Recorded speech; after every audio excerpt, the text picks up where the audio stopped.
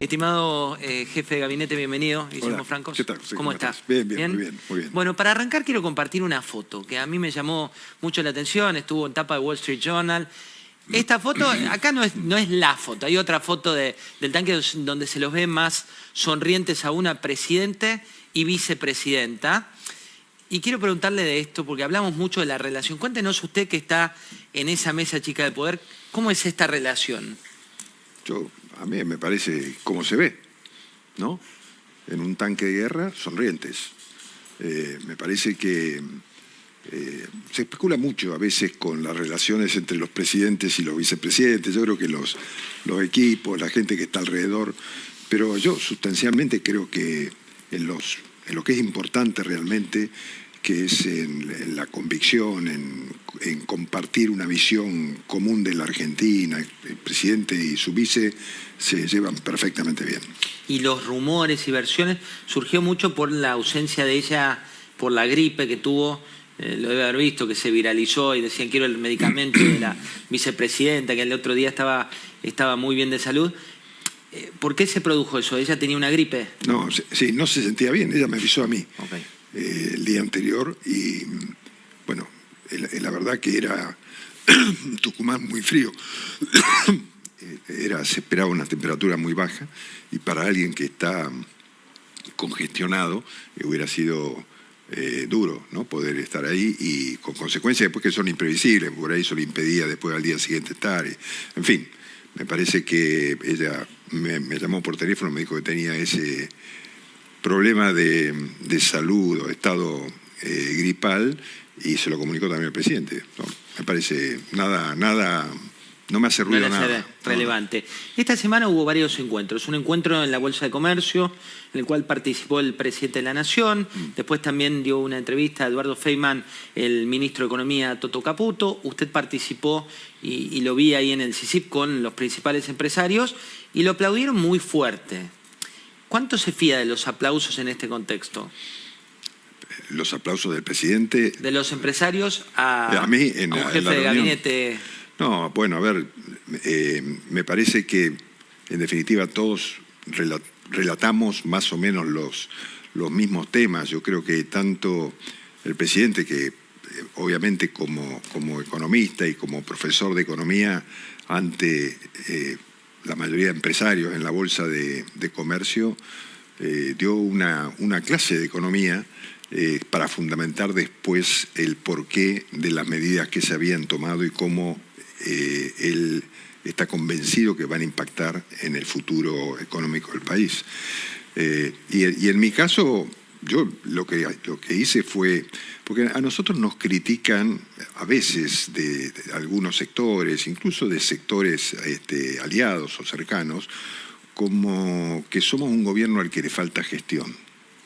Entonces yo lo que expliqué en el CICIP ante muchos empresarios es que, digamos, definamos gestión, ¿no? Porque ¿qué es lo que viene haciendo el gobierno hasta hoy?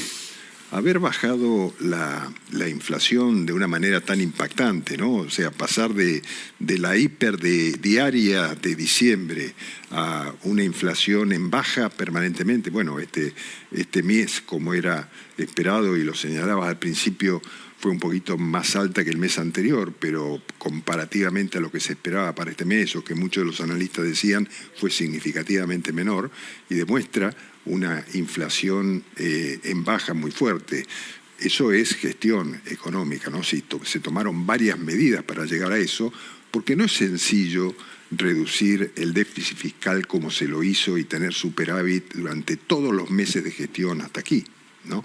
Entonces, ese me parece que es un logro que se hizo con gestión.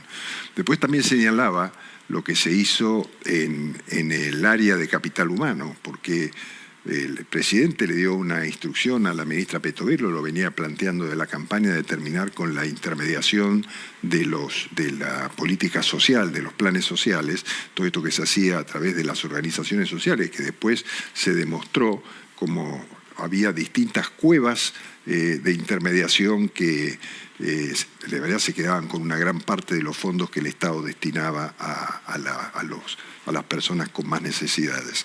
Entonces, eso también fue gestión desintermediar denunciar a quienes se habían aprovechado de los vulnerables y encarar una política social mucho más eficiente. También dije que era gestión lo que se hacía en el área, lo que se hizo en el área de seguridad, tanto en el cuidado del espacio público, que fue esa norma que se dictó para impedir que en las manifestaciones se utilizara ese viejo instrumento de cortar las calles y perjudicar en general a todos los argentinos que la utilizan para circular y para moverse, y que generaba tanto fastidio en la sociedad. Y eso me parece a mí que fue también gestión de la ministra Bullrich, y no hubo más corte de calle, lo cual ha sido un alivio para todo el mundo, y eso es gestión. Le hago una pregunta al respecto y me sirve como disparador el análisis que ha hecho usted de distintas áreas. ¿Por qué cree que muchos economistas... Podría seguir con las cosas de gestión, ¿no? Pero vamos con ¿por qué cree que muchos economistas que son afines ideológicamente al gobierno son bastante escépticos respecto del futuro? Bueno, a ver, yo creo que siempre entre los economistas, ¿no? Yo no lo soy, pero sí los escucho y los escuchaba antes también, porque en la Argentina somos un país especializado en los temas económicos, porque hemos sufrido tantas crisis que siempre hemos tenido tan diversas opiniones sobre las formas de encararlas. Entonces, hablamos de inflación, hablamos de tipo de cambio, hablamos de precios, hablamos del sector agropecuario, hablamos de la balanza comercial. Todos los argentinos hablamos de eso permanentemente y escuchamos las opiniones de los distintos economistas. Y a mí también me parece que en algún punto se traslada a la sociedad esa disputa de posiciones ideológicas o de celo profesional que ponen algunos economistas con respecto a otros. Y aquí se da la situación que nosotros tenemos un presidente que es economista, ¿no? Y eso en el sector genera acciones y reacciones. Hay gente o sea, ¿lo atribuye más a egos que a fundamentos? Sí, yo creo que hay una cuestión de celos profesionales, digamos, y bueno, después las medidas. A ver, yo digo, ningún economista de estos que, como señalás, comparten el mismo arco ideológico que el del gobierno, ninguno de esos economistas puede estar en desacuerdo que el déficit fiscal es la causa de la inflación, ¿no? Porque el déficit fiscal se combate fundamentalmente, o se ha combatido fundamentalmente en la Argentina con endeudamiento o fundamentalmente con emisión monetaria, ¿no? ¿Cuánto le está preocupando esta brecha del 60% entre el dólar oficial y el dólar ilegal? Bueno, a ver, uno cuando mide el dólar blue sabe que es un mercado muy chiquito que opera marginalmente en dimensiones de la economía argentina, y que se mueve para arriba o para abajo con pocos operadores, digamos, ¿no? O sea, ese yo lo descartaría porque no me parece que sea significativo. Con respecto al tema de los otros dólares que operan a través de los títulos, tiene que ver también con las expectativas políticas, ¿no? Si uno se fija en cómo fue el proceso en definitiva, el riesgo país también es la consecuencia de lo mismo, ¿no? Cuando uno se fija cómo fue el proceso del incremento de los bonos, y se da cuenta que tuvo que ver con algunas inestabilidades políticas que hubo en algún momento vinculado a la tramitación de las leyes que finalmente fueron sancionadas, y en otro caso también vinculado a algunas propuestas del Parlamento que generaban un gasto que no estaba previsto. Entonces esto transmite una sensación de inestabilidad política, ¿no?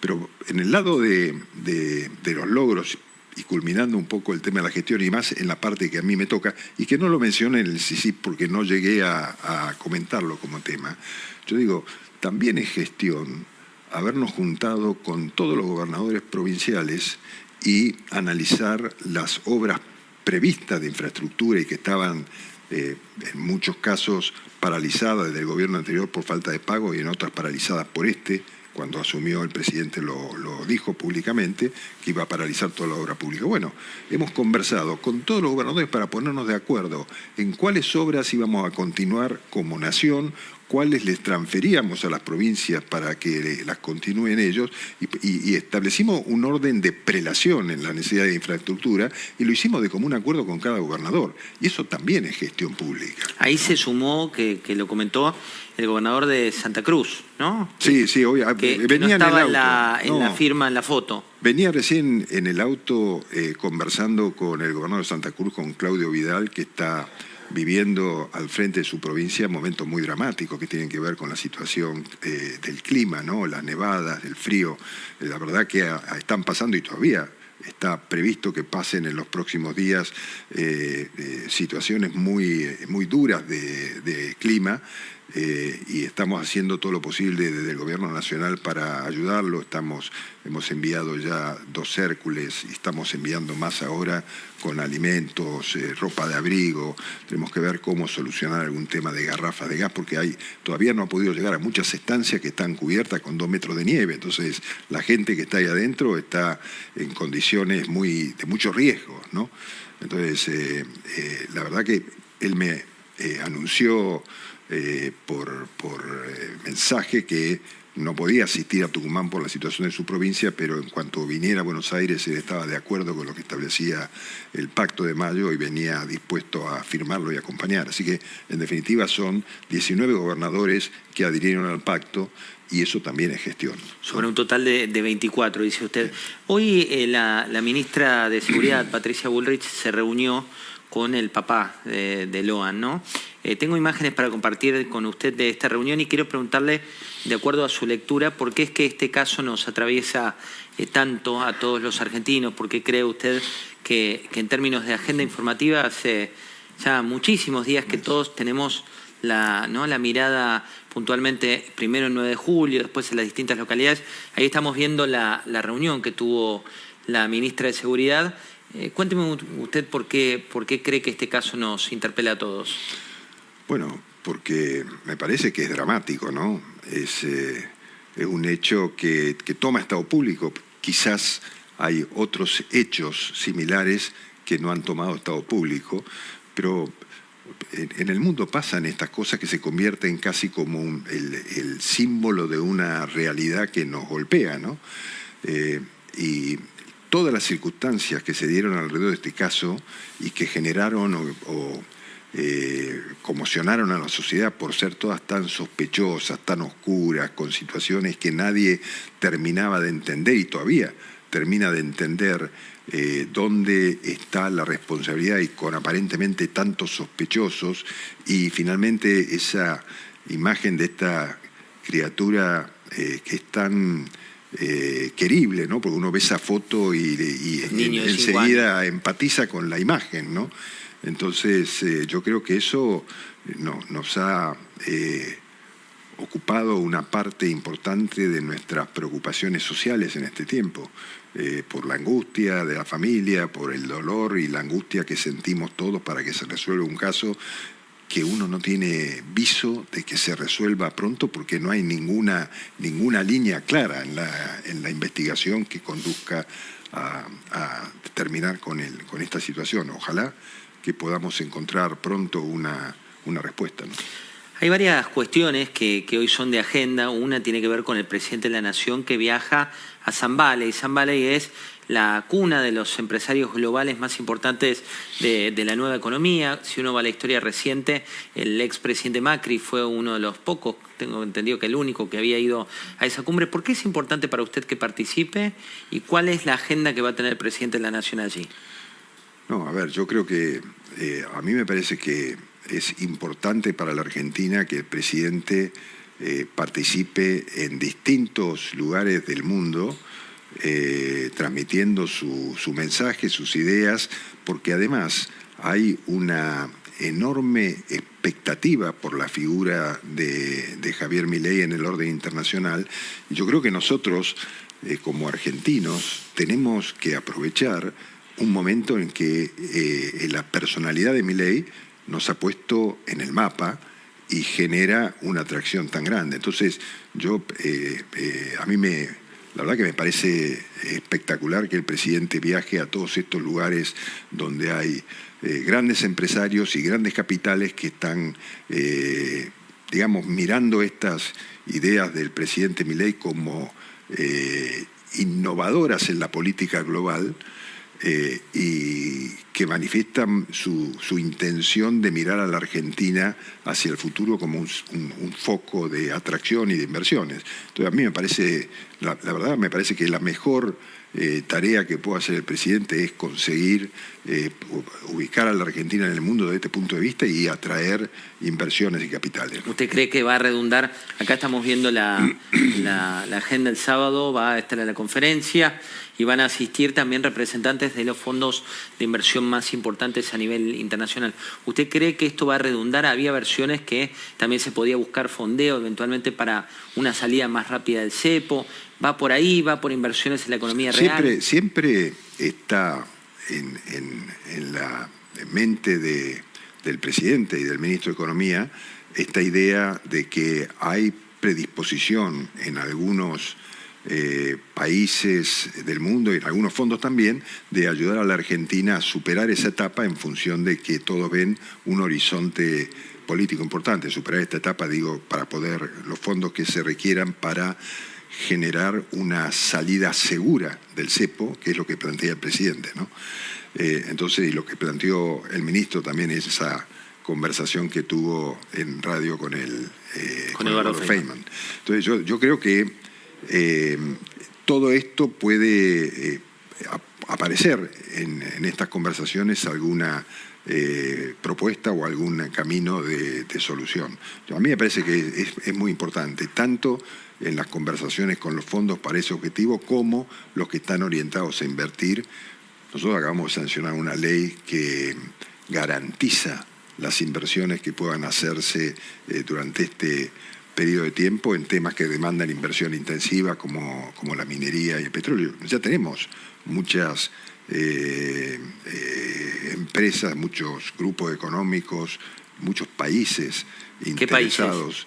No, yo digo, hay países que están interesados en todo lo que sea el GNL, el gas natural licuado, en la Unión Europea, en la India. O sea, hay muchos que ven con mucha expectativa la posición de la Argentina y nuestras reservas de petróleo y gas no convencional, ¿no? Que ha sido realmente un hallazgo que nos puede cambiar la vida a los argentinos, solo que tenemos que dar las condiciones para que esas inversiones puedan realizarse y garantizar esa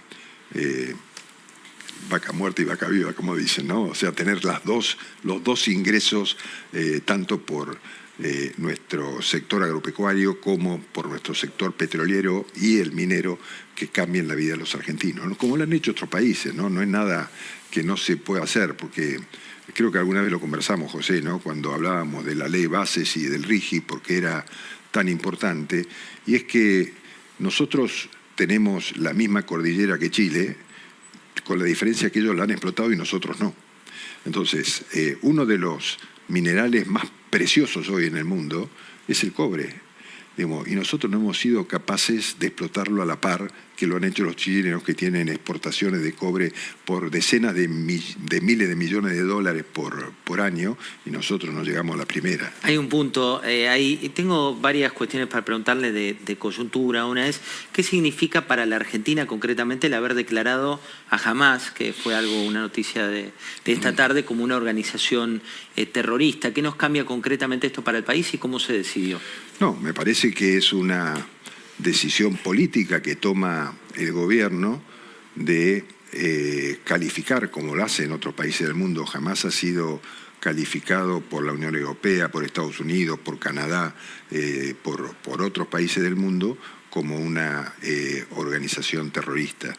Y eso tiene el significado, nosotros lo tenemos eso incorporado en nuestro Código Penal también, ¿no? Como figura de aquellas organizaciones con penas muy graves, de aquellos que participen en organizaciones que tiendan a sembrar el terror, ¿no? Como es el caso de Hamás, fundamentalmente por este atentado que hizo en Israel el año último. De manera que me parece que nos pone esto a la par de los países del mundo que condenan las acciones del terrorismo y las organizaciones que se dedican a sembrar el terror mediante la violencia, ¿no? Hay otra novedad de estas últimas horas. Hoy publicaba Cecilia Devana que han convocado a la Confederación General del Trabajo, la CGT, la semana próxima a un encuentro que planteaba ella de agenda abierta. ¿Por qué lo hacen y cuál es el objetivo? No, esto lo hizo el ministro de Trabajo y me parece con mucho criterio. Nosotros hemos tenido conversaciones informales en varias oportunidades con miembros de la Confederación General de Trabajo. Lo hemos hecho también oficialmente, los hemos convocado al Ministerio. Esa vez no fue muy afortunado porque tuvimos una reunión en excelentes términos y mirando el futuro, y al día siguiente decretaron un paro, ¿no? Pero digamos que fue más producto de la circunstancia por la que atravesaba el gremio de los camioneros y su paritaria que por otra cosa. Pero en fin, la intención del gobierno es poder dialogar con las organizaciones gremiales y encontrar el camino para superar todas las trabas que hoy se le ponen al sector inversor, al sector empresario, para la generación de empleo, ¿no? Entonces, me parece que el gran desafío que tenemos como país es darnos normas que nos permitan generar empleo regular, porque no puede ser que la Argentina mantenga esta ecuación de más empleos informales que formales, ¿no? Porque eso desfinancia todo el sistema, desfinancia el sistema previsional y genera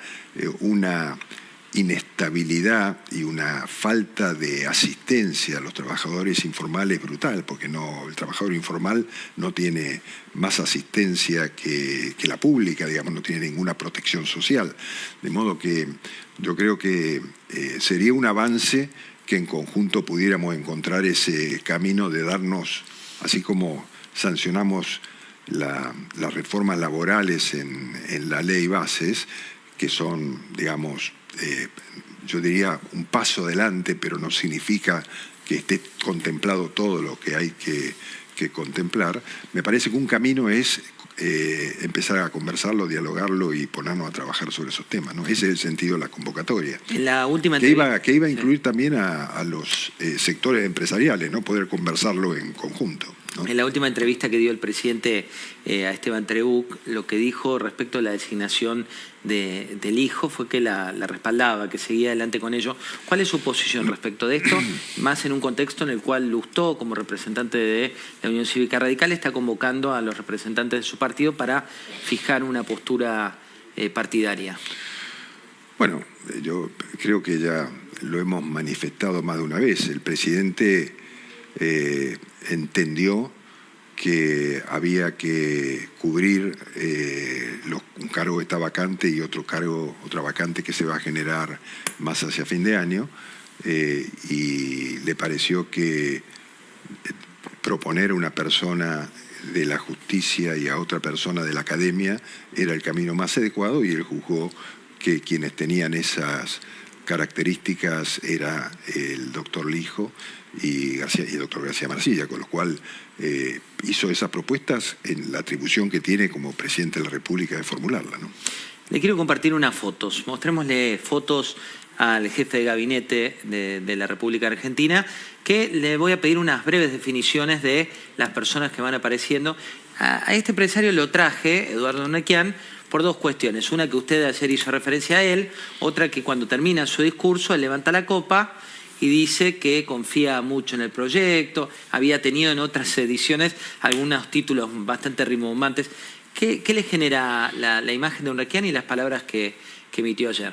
Bueno, me comprende la general de la ley, ¿no? Yo trabajé muchos años con él, lo considero un amigo, pero yo le tengo una profunda admiración. Creo que que ha sido un incansable luchador en la actividad empresaria argentina en distintas facetas, un innovador, alguien que no le tiene ningún temor a innovar y a introducirse en actividades empresarias que no le son comunes, digamos, y las encara con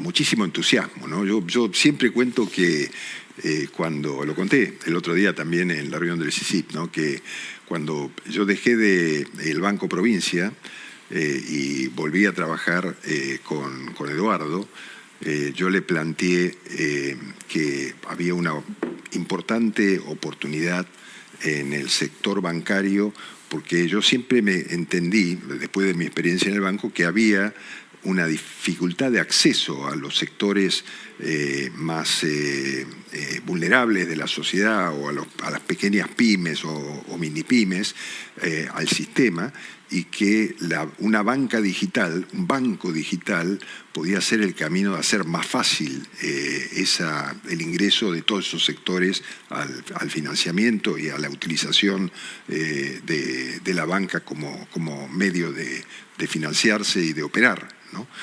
Entonces, él me acuerdo que me dijo, ¿y cómo sería eso? Porque todavía no había bancas digitales en la Argentina. Entonces yo le conté mi idea y me dijo, bueno, metámonos y hagámoslo. Y bueno, te podía contar todo cómo fue el proyecto, pero la verdad es que nos lanzamos a armar un proyecto de banca digital del cual no había ninguna experiencia en el país, y nos dieron la licencia bancaria. La primera licencia bancaria que se dio en muchísimos años en la Argentina fue a Wilobank, que es el banco digital que fundamos con Ormequian. Que después terminaron aliándose con Pierpaolo Barbieri, claro, ¿no? Después, con Ualá. Claro, yo después me fui al BID, a representar a la Argentina en el BID, y entonces ahí Eduardo resolvió hacer un acuerdo con Pierpaolo Barbieri y Ualá, y ahora Ualá tiene Ualá, que es su fintech, y tiene también Wilo. Él le cambió el nombre, le puso Wilo, lo que nosotros era con W, Wilo, y él le puso Wilo, que es su brazo financiero. Él tiene una licencia bancaria para operar, ¿no? Gran emprendedor y historiador aparte. Sí. Otra foto mostramos, esto fue de conversaciones, me acuerdo cuando se la hice a Eduardo Ormequian hace mucho tiempo. Lo definió como un prócer. Hablemos un poco antes de despedirlo, que ya nos vamos a meter en profundidad en el caso Loan. Los títulos ya no le caben, digo, si uno va a las declaraciones presidenciales, ahora es un prócer argentino según el presidente de la Nación. ¿Cómo es el día a día de trabajo entre economía, las otras áreas y esta relación entre ellos? No, a ver, yo creo que el Toto Caputo, como lo llamamos con mucho afecto, se convirtió en una figura muy importante dentro del gobierno, porque tenía él como responsabilidad el objetivo que el presidente Milei tomó como eje central de su gobierno, y lo señaló porque creía que era la demanda más importante de los argentinos, que era aniquilar la inflación.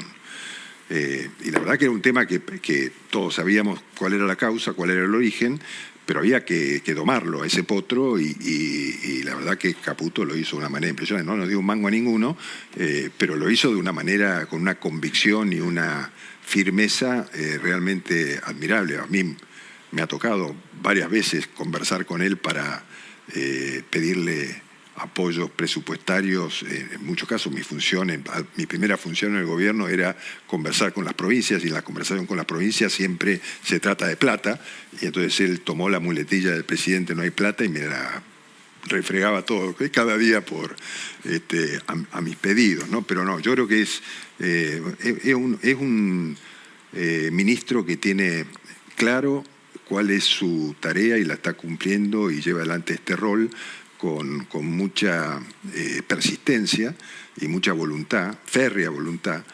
y que no le gusta perder tiempo, ¿no? Entonces él se dedica todos los días permanentemente a eliminar gastos, terminar con funciones que están de más en el Estado. O sea, me parece que hay una complementariedad entre él y el presidente, y el presidente valora todo lo que viene haciendo, ¿no?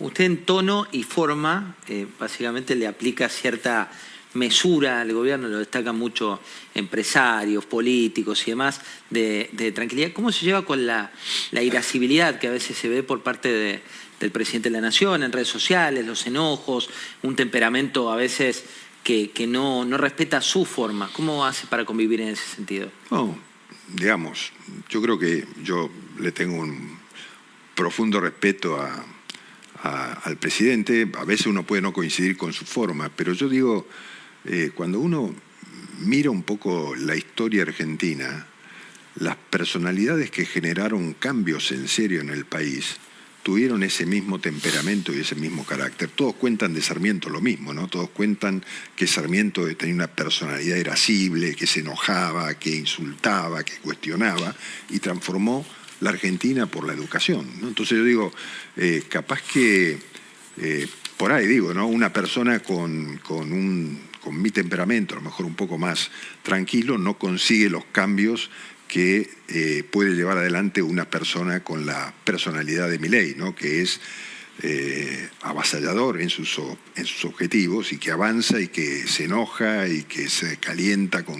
Bueno, es así, esa es su personalidad, su temperamento, y es lo que la gente eligió, porque lo más importante es que él siempre se mostró en la campaña como es en la realidad y como es ahora en el gobierno. Y la gente lo votó por eso, porque proponía algo diferente a lo que el votante, el ciudadano, venía viendo en la Argentina y de lo que estaba cansado, ¿no? Entonces, no hubo teorema de Baglini, dice usted ahí. No hubo. No hubo teorema, al revés. No. Voy a mostrarle la última foto y voy a ir con mi compañero Gustavo Carabajal a hablar de las novedades del caso Lohan.